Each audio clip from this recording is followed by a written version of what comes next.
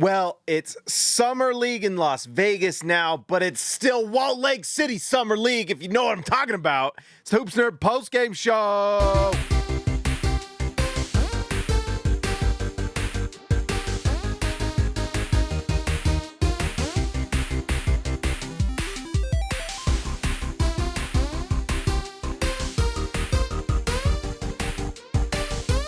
Okay, guys, like always, subscribe to the channel, like the video. We'll keep talking the NBA and Utah Jazz and everything in between. All right, so tonight the Utah Jazz played the Charlotte Hornets. Yes, that's right. That's who they played. It was the premiere of Con Knipple. Jazz fans were really disappointed because we were all looking forward to Ace Bailey, and then right before the game, we get the notification that Ace Bailey would not be playing. It sounds like, according to Sarah Todd, Ace Bailey will be playing on Sunday. So, fingers crossed, right? Fingers crossed. Just a quick note on the Charlotte Hornets. I was excited to see Con Knipple. And like a lot of these rookies, that first game comes with some jitters, and his shot was not falling. He goes 1 for 8 from the field, 0 for 5 from 3. You definitely are not going to take too many, we could just say bust right now. It's one summer league game, but what you're not going to do is that if you're a reasonable person. But anyways, Con Knipple struggled to shoot the ball, but he did a lot of other things. I felt like he moved the ball well. He looked like an NBA player to me. I think it was very clear in some situations that you saw what made him not the number one. He was not going to be like the top pick in this draft. He's got a ceiling. Now, he rose a lot in the draft because there's a lot of reasons to believe that he is going to be a very solid starter. And for a team like the Charlotte Hornets, they just don't want to miss on these picks. They've got some stars that they're trying to develop, but they don't want to miss. And, it's certainly looking great for Utah with Ace Bailey. But before he was drafted, there was a little bit of fear with what he could, not work out and things like that. And all the stuff with his agent or his player manager, whatever you want to call him, Omar Cooper, they didn't take him. They take Con Knipple. Now, he looked good to me, to be honest. I know he didn't shoot the ball well. I think he'll be fine. I mean, we'll keep watching. There were a few plays where you're like, like he got blocked by, for all the Filipowski fans, I might hurt your feelings right now, but he got blocked by Filipowski. If you get rejected by Kyle Filipowski, you got to question your choices in this life. Okay. I mean, I'm kind of kidding, but Filipowski, not a rim protector, and he rejected Con Knipple at one point. And that was one thing I had kind of watched with Knipple when I was doing just my draft video stuff and watching him play. Like, one of the things I do, it's just my own personal style, because I just don't have a lot of time to dive into like some of the big draft nicks and everything. Sometimes I don't know if that's so bad. Sometimes you can get so lost in the weeds with every single game. I mean, it's hard. Sometimes watching it later, you get like the big picture a little bit. But anyways, he made a lot of baskets around the rim that I would see, and it would be like crafty stuff where he's like, pump fakes and pivots and things like that for little floaters and things like that. In the NBA, there's more space, so I could still see him being able to do that. But there's also a world where he's against bigger, longer athletes that will expose you. Will Con overcome? I think so. Or will he be exposed? We will see. It's one game, so obviously that's all it is. One summer league game. Remember, famously, Trae Young really struggled in summer league. Not saying he's going to be as prolific a scorer as Trae Young. I don't know. I do think Con's going to be fine. We know he can shoot the ball. He looked solid. He makes smart decisions. At worst, I think he's like a Dante DiVincenzo who's a really good passer. You know what I mean? Shoot the three, make smart plays, plays tough. He did play defense hard, He's just a guy that I have a hard time seeing not succeed. Now, the question is with Con, how much success will he achieve? We shall see, but it was interesting to watch. Salon looked pretty good for them. He had a rough year last year. Everyone talked about Cody Williams, but Salon was pretty rough last year too. But he played well tonight. 6 for 11 from the field, 20 points. Good for him. And then the other one that was a real surprise, and I had heard little whispers and stuff that the Jazz kind of liked Liam McNeely. It sounds like the Jazz know what they're doing with this current front office because McNeely was nice. 7 for 16 from the field, 3 for 6 from 3. He was awesome. 12 rebounds, 6 assists, 22 points for Liam McNeely, who played famously that, everyone talks about it. McNeely played with Cooper Flagg and Derek Queen and I forgot the other guy at Montverde. And he's got good size. He can shoot the ball. I don't know why he didn't play better at UConn, or at least shoot the ball better, but there was kind of word that he had an injury. And maybe he's just finally healthy now, and now he's playing better. So, good for Charlotte. Looks like they might have 2 solid rotation players. And if they can stay healthy and play well, they might be a pretty good team. And I'm rooting for them to be a good team so they outrank the Jazz come lottery night, right? So, good for them. All right, let's talk about the Utah Jazz. Let's see. Boom. All right, so we're going to talk about everyone. Elijah Harkless, I've come around to him. And then, of course, tonight, 1 for 6 from the field, 0 for 4 from 3, 3 for 4. I do feel like he plays really tough defense, and you can see that in his team leading +/-+7. So he does just play extremely hard defensively, which is great, and that's the type of guy you want. And it's very clear that the Utah Jazz are making that an emphasis with their guys, and you see that emphasis in Summer League a lot. Like, you just see these guys show what the Utah Jazz coaching staff is telling them, and Elijah Harkless showed it. So not good for him. Not a lot else to say. We'll see if he's an NBA player. Maybe he's borderline. We'll see if he can figure it out. He may make a lot of money in China or Europe or whatever, and that's totally fine. Cody Williams. It was a tale of 2 halves for Cody Williams, because the first half, not great. Second half was great. He played really well. And what I liked is that, it wasn't just dependent on the 3-point shot, which was not falling great for him tonight. 3 for 11 for 27%. But he was really struggling from the field. At one point, he was like 1 for 8 or something like that. He ends the game, or no, I'm looking at the wrong one. 8 for 19 in this one. He was driving to the basket. I honestly feel like he has a pretty good handle, and he does see the floor pretty well. And so there's something there. I don't think it's time to give up on Cody Williams at all, especially a player with those measurables. He's we hear over and over and over again about how many calories he's eating, like 5,000 calories, as if it's hard. Have you ever been to Carl's Jr.? Have you been to Popeyes? I tell you what, I can down 5,000 calories from KFC. Not going to be that hard. Have you heard of chips and cheese? Because I have, and 5,000 calories has gotten to me to where I am. I need less calories, but Cody Williams needs more. And apparently that's going to help him. Imagine living a life where they're like, we need you to eat more than you can handle so that we can pay you more money because you're going to play better because you're in the NBA. I can't think of a worse life where you have to eat all you want so you can play in the NBA and it'll make you more money. What is this life? What is this life that we live and that all of those other people live? I'm hungry. I'm trying to stay healthy and I'm jealous. I want to eat 5,000 calories. I want to eat like 20 Kit Kats right now. Anyways, Cody Williams. Cody Williams shot 42% from the field, and it was because he was driving to the basket. What's really happy about that? It is happy. Who's not happy about that? What's great about that is that it was not going well in the first half, and last year, when he would just kind of sink into his kind of shell and really fade away, instead, in this one, he turned it on and he got more aggressive and he goes to the basket and he made things happen. He's maneuvering screens. And yeah, the 3-point shot wasn't falling, but it was enough that it was It was enough that you need to respect it. And there was one play where he got the ball. It was going too fast. He sets his feet. The player, he kind of pump faked.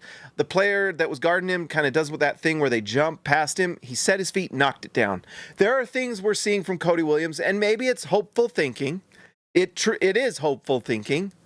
You got to have hope, because what else do you got? But if Cody Williams turns into something nice, then Utah is in really good shape. And I think he has a real chance to do that. It is not, and I've said this over and over and over, but because of his physical tools, because of the ability it gives him with his wingspan and his size and height and all that, and he looks pretty quick and athletic, he can be a good defender. It's not hard for him to do that because he seems like a smart guy too. So can be a good defender, and if he can be competent on offense, and tonight we're seeing signs that he can be a nice player on offense, then Utah has a nice player. Is Cody Williams going to be on the All-Star team? Probably not. But can he be a rotation player in the NBA? I think he can work his way to that. Can he be a rotation player on a championship team? I think that's the ceiling, but I don't see why not. Why not? If he can figure it out, all these players, he's very young. All these players are young, and you never know who is going to be on that trajectory that just gets better and better. That's why you don't give up on these guys. Now, some guys you just know it's not going to happen. But some guys you see him and you're like, this is an NBA player. He just needs time to figure things out. And everyone talked about Cody Williams, that he just needs to be putting on weight, and that's what he's doing. And he's looking better. I felt like it was more than anything mental. And we saw the mental aspect this game. So maybe we're seeing both. Maybe we're seeing him a little more physically improved, or whatever you want to call it, and also just mentally more aggressive, more confident, and more willing to go make mistakes and play hard. And we saw both.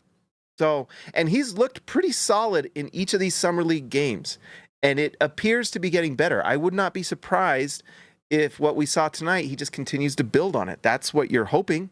You're hoping that he just, finds out these are things that I'm starting to be able to do. I was actually pretty impressed with his first step. He got by his guy, got to the basket, and finished pretty well. So nice to see. And then when you look at the stats, 3 for 11 from 3, but 8 for 19. So that means he was 5 for, what is that? 19 minus 11. 5 for 8 from 2. That's pretty great. The numbers are good. And a lot of that was driving to the basket. So there's something there, guys. I don't know if we'll see what happens, but there's something there. Let's talk about Kyle Filipowski. He was the best offensive player on the floor for the Jazz, no question. Well, yeah, I guess he was. I felt like Walter Clayton was really impressive.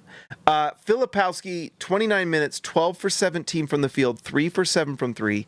Awesome numbers. 70% from the field, 42% from 3, and it just looked like it. He was awesome. He has a great offensive game. He can handle it, he can pass it, he can shoot it, and he was physically dominant over everyone on the Hornets.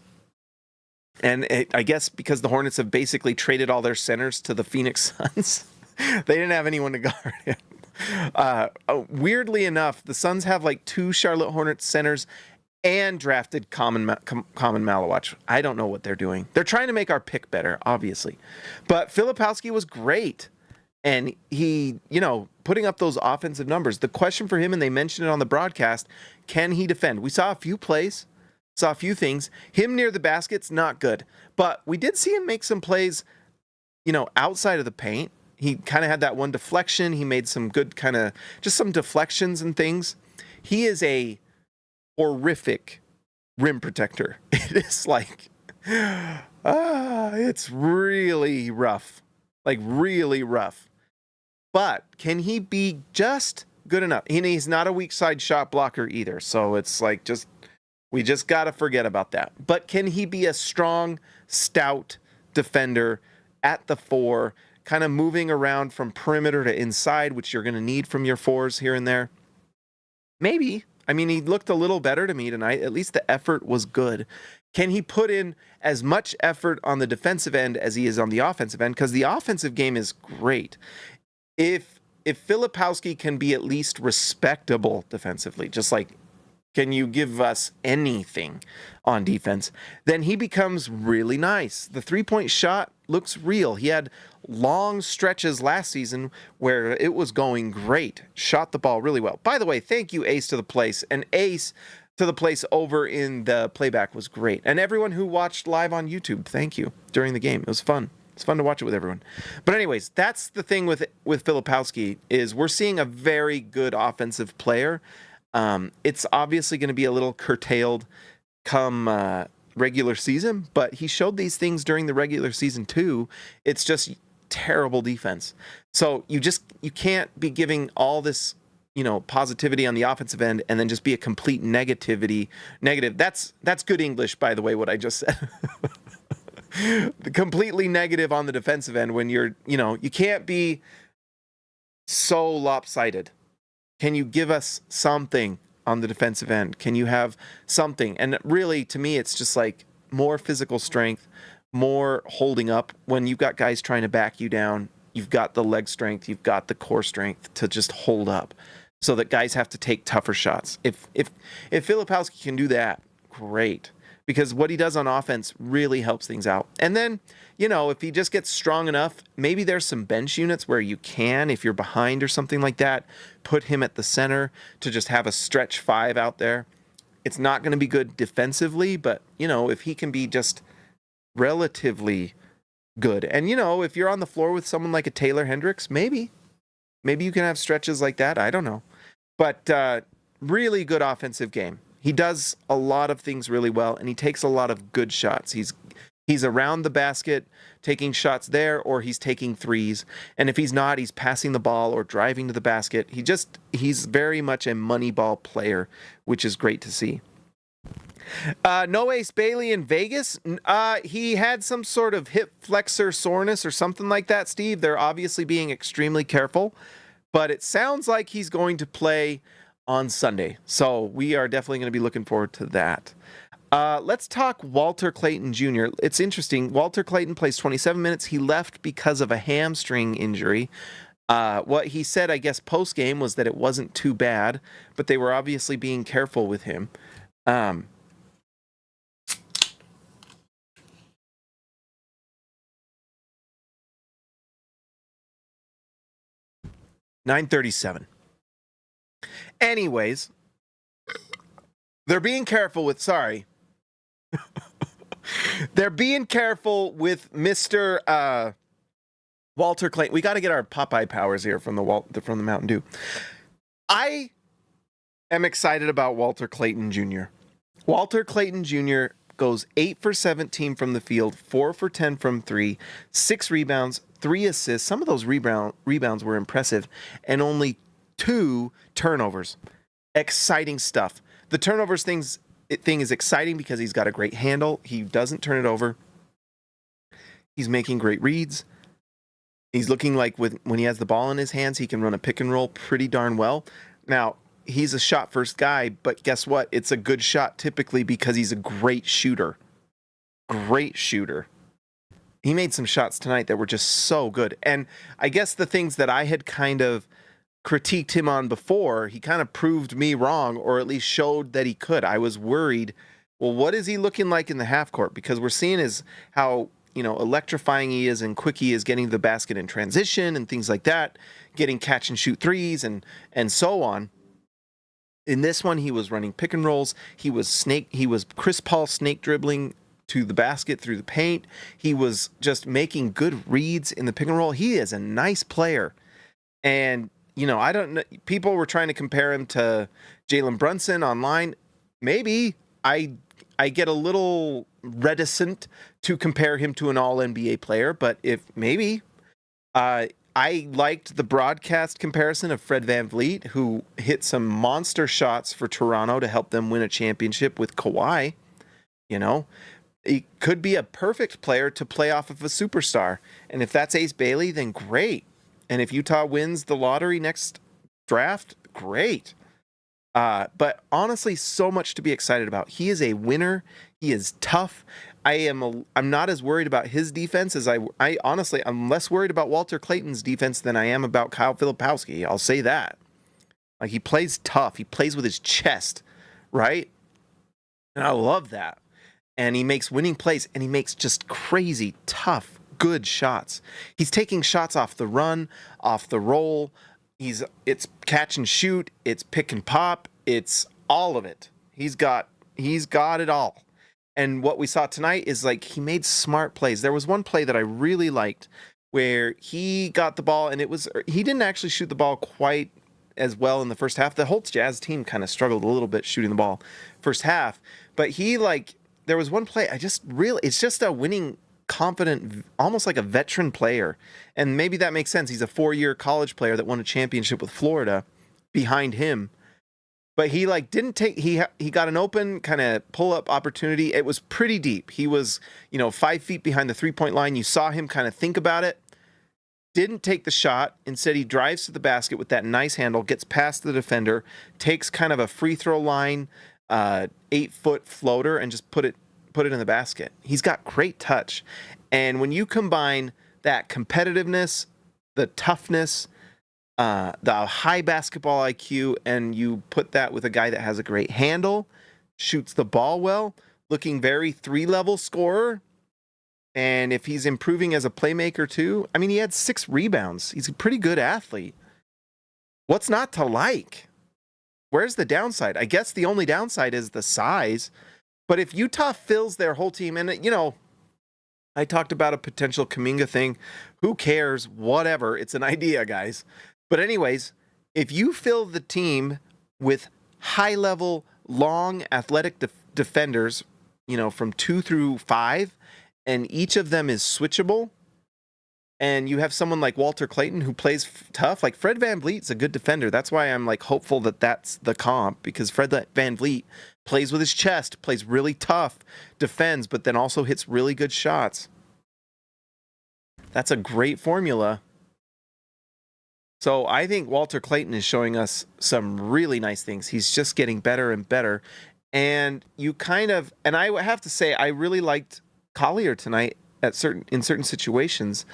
The only thing is, you look at you could compare the numbers, and Isaiah Collier, 6 for 10 from the field, 2 for 3 from 3, which is great to see. Also 6 turnovers. Some of the stuff was like, what are you doing? This is year 2 summer league. Come on, make better decisions. Those 6 turnovers are not good. Let's see. Yeah, 6 turnovers for Isaiah Collier. I just feel like Walter Clayton is just a winning player. Winning players make winning plays. They also make less of the dumb plays. And we saw a few of those from Isaiah Collier, like throwing the ball too far in an outlet where it's just clearly not going to happen. He makes some really great plays. Collier had 6 assists. Or let's see, Collier had 9 assists tonight, and I don't want to take away from him because I thought he played really well tonight. And it was much better Isaiah Collier tonight. In fact, I'm not going to dog Collier tonight because I do think he played really well. 6 for 10 from the field is great, 60%. And he did hit a pull-up 3 in a pick and roll, as well as one other corner 3, which was nice to see. So 2 for 3, you're going to take it when he's shooting the 3 like that. We need more sample to make sure what we're seeing is real, but it was good so far. And then he gets, like I said, 6 rebounds, 9 assists. Nice. Really good. The 9 assists were great. They really were. And I guess I got to also kind of give him, in his defense, when you're throwing the ball around like that, you're going to have some turnovers. It's just there were a few that were like, this should have been more like 3 or 4 turnovers if he was making better decisions. But he played really well tonight, so it's not a bad thing. Like, you're rooting for this Jazz team to have some real studs out of these last few drafts, and Collier's looking like a nice player. We'll see how good he is and if he can consistently shoot the ball, but we shall see. I don't have much to say about, Jaden Springer, I don't know if there's really anything to really take from him. He was a minus 18, which I don't know if that's all his fault. Sonogo was also minus 11. I don't know. Not really going to look into that too much, what that even means. But it was a nice outing tonight. Now, I'm so excited to see Ace Bailey because, my goodness, we've only seen him twice. We've gotten just literally just a Costco sampling of what Ace Bailey is. I want the whole box. And then I want like 30 boxes, okay? And so we get to see Ace Bailey next time. So that's going to be a lot of fun. Guys, I think that's it for tonight. It was Walter Clayton. It sounds like it might not be too serious with his injury. Let's hope so, because I think the fact that we get to watch Walter Clayton and Ace Bailey would be a lot of fun. All right, so let's start the music.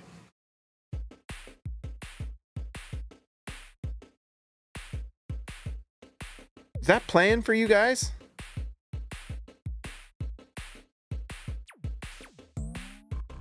I'm not hearing it.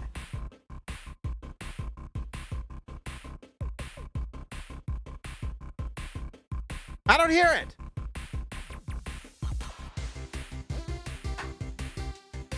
Oh, well, it must be playing. Dang it, I like to hear the music. All right, let's give a shout out. By the way, Ace, $5, Ace to the place. Ace had a hip flexor strain due to pivoting from plans to go to Washington or... Well done. He pivoted away from a bad situation to go a good situation with the Utah Jazz. I'm so sad I'm not hearing the music.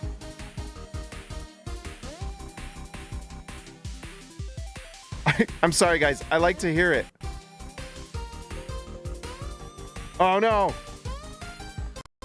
Yes. Yeah, I can hear it now. Okay. Let's give a shout out to our all-stars tonight. Let's give a shout out to Baby Elliott Madsen, Ryan Edward Perry, the legend, Christian House Money to Haas, Robert Hall of Fame, Wham Bam, Cam Bam. Thank you, ma'am. Cam Tim 3. I screwed that one up. I Believe in Steve, Jazz Exile, See Ya, Alexa Later, Jordan the GOAT, Best Rolled, Austin our Grant Editor Extraordinaire, Ace to the Place, and Patrick Kubo, the Connoisseur. Guys, I'm super excited about this Jazz team and our future. The future is bright. So much brighter than in the dark days of tanking. Even though you must go through the darkness to find the light sometimes. You cannot enjoy the day if you have not slept through the night. All right, guys, like and subscribe to the channel. If you'd like to support the channel like all the All-Stars and members, we got a new rookie in Jay. Welcome to the Hoops Nerd Clan. What are we? A group? A team? A league? A league of extraordinary heroes. I don't know. End the video, James. All right.